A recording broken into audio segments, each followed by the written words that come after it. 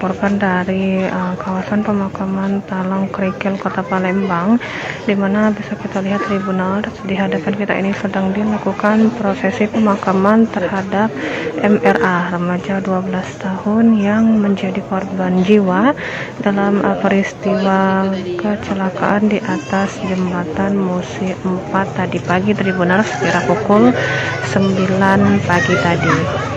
Bisa kita lihat proses pemakaman dihadiri oleh banyak orang, baik dari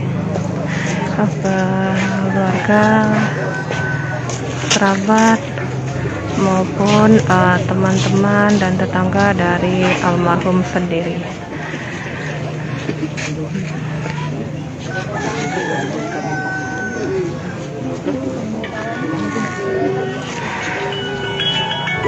Proses pemakaman sendiri ini berlangsung di TPU Talang Krikil yang ada di tidak jauh dari rumah korban yang terletak di Jalan Kuburan Nasrani, Kecamatan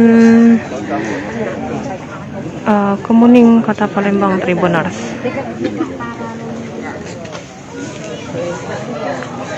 Sedikit membahas soal kronologi dari kecelakaan ini sendiri Tribuners. Berdasarkan informasi yang kami terima, korban berinisial MRA yang masih berusia 12 tahun sekira pukul 9 tadi pagi ini berboncengan sepeda motor dengan kakaknya berinisial MRZ usia 14 tahun.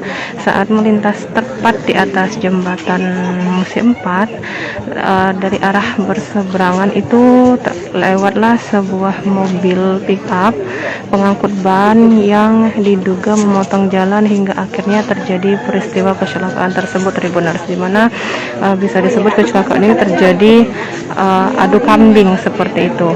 MRZ sendiri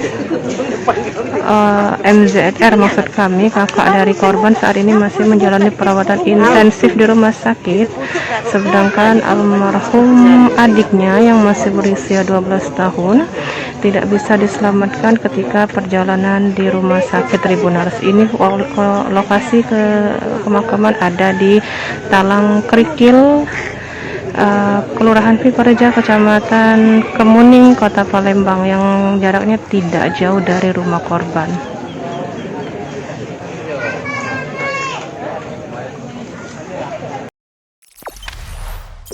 Jangan lupa subscribe, share, komen, dan like ya.